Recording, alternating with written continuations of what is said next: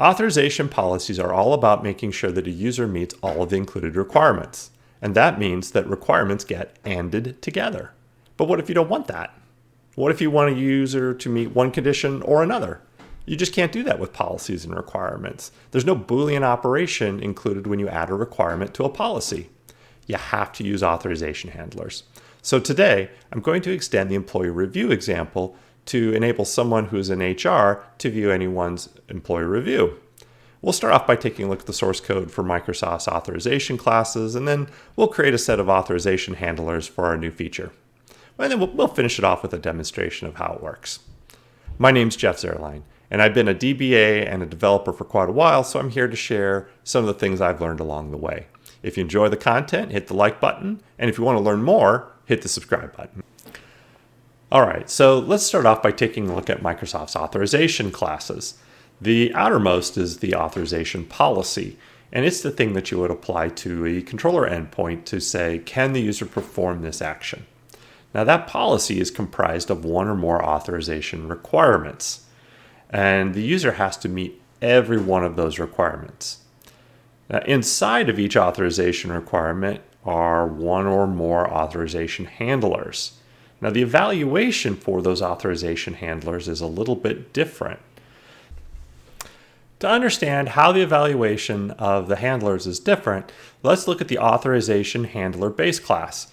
It has two generic parameters, one for the requirement and one for the resource. And that requirement is used as a way to group together all the handlers that are needed to evaluate the requirement. The resource provides a way to include information about the entity that's actually being evaluated.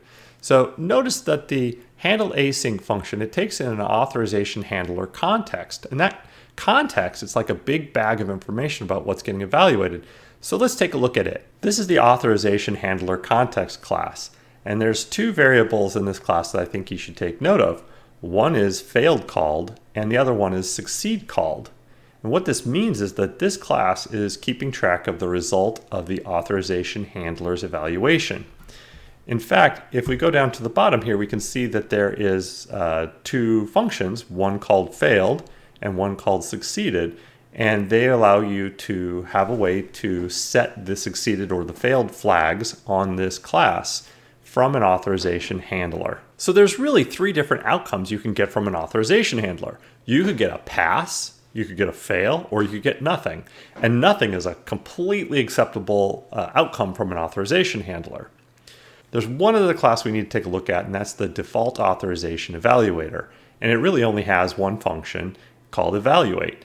And it takes in the authorization handler context and looks to see if the has succeeded function is going to return true. If it returns true, the result is a success. If it doesn't, it's a failed. So what we also need to look at then is that has succeeded function on the authorization handler context.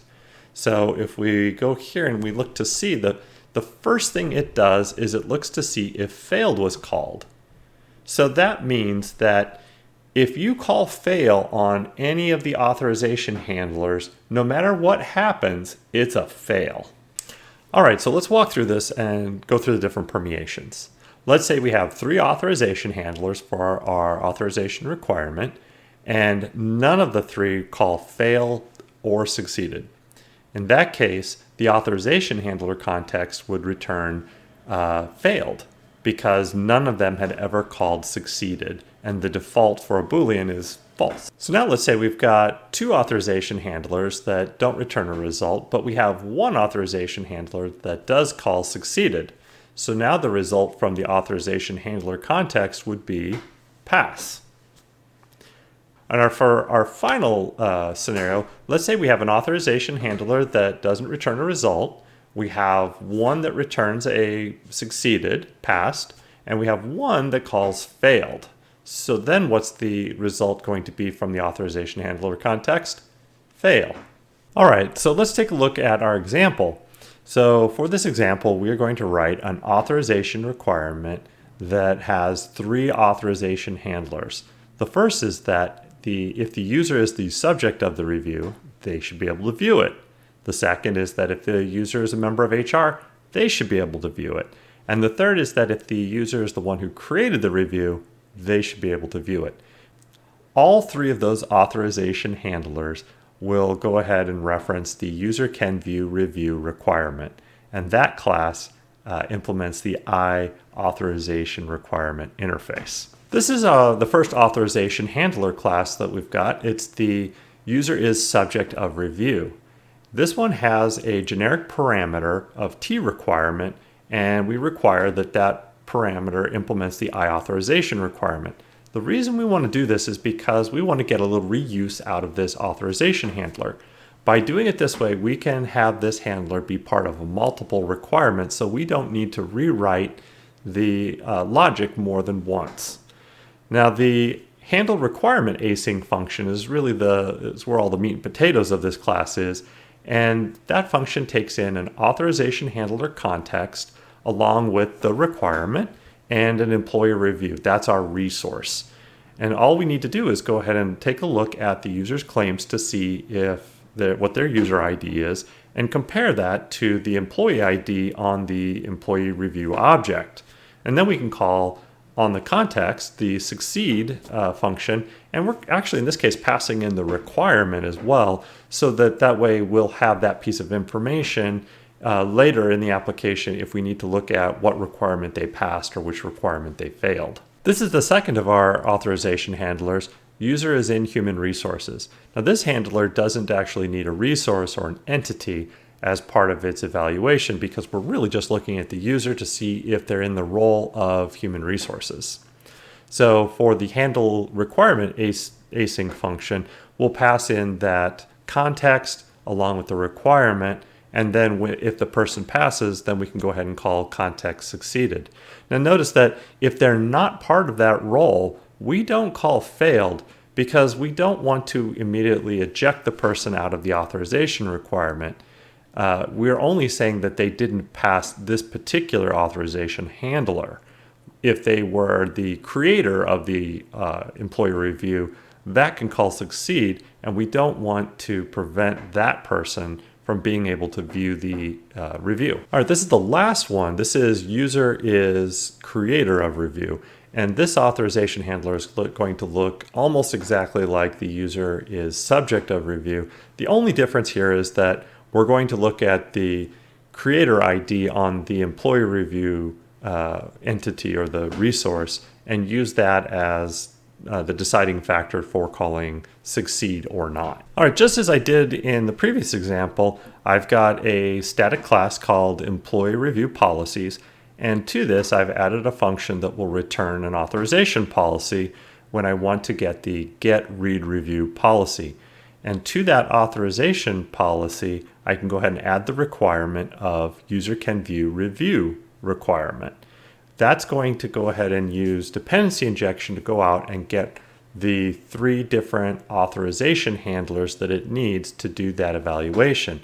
So I also need to do that part of the process. So in the program CS file, I just went ahead and added those 3 authorization handlers to dependency injection so they would be available when called upon. Now we've got all the pieces in play. We can go ahead and make a modification to our user interface so we can utilize that authorization policy that we've created. So what we've got now is a loop over each of the employee reviews that we have available to us, and we're going to do the authorization policy check on each one by calling upon the authorization service authorize async function. And we can simply pass in the user, the review that's being evaluated, and the policy name, and that will go ahead and take care of that for us. So let's go ahead and run this. Now I can go ahead and log in as Jane, and I can see Jane's review. If I log out and log back in as someone from Human Resources, then I can see Dick, Sally, and Jane's review. And if I log out and log in as the supervisor of those 3 people, I can see their reviews. So I know that my authorization policy is working and the authorization handlers are performing as I expected. So this is how you can use authorization handlers to have a Boolean OR logic in your authorization requirements. It comes in super handy, but if you understand how authorization handler context works and how those puzzle pieces fit together, it makes a whole lot more sense. Now, the one piece we haven't talked about yet is, of course, unit testing. And when you have lots of different authorization handlers that roll into different authorization requirements and they roll into different authorization policies, this whole thing can get a little bit confusing. And so having good unit tests gives you a sense of confidence as you go and move these things out into production. So that's the next video, is to go ahead and cover authorization requirements. So I hope you'll join me for that next one when I get it done. And in the meantime, I've got some videos up here and probably some over here. And you can go ahead and watch in the meantime. Hope you enjoy them. Have a great day.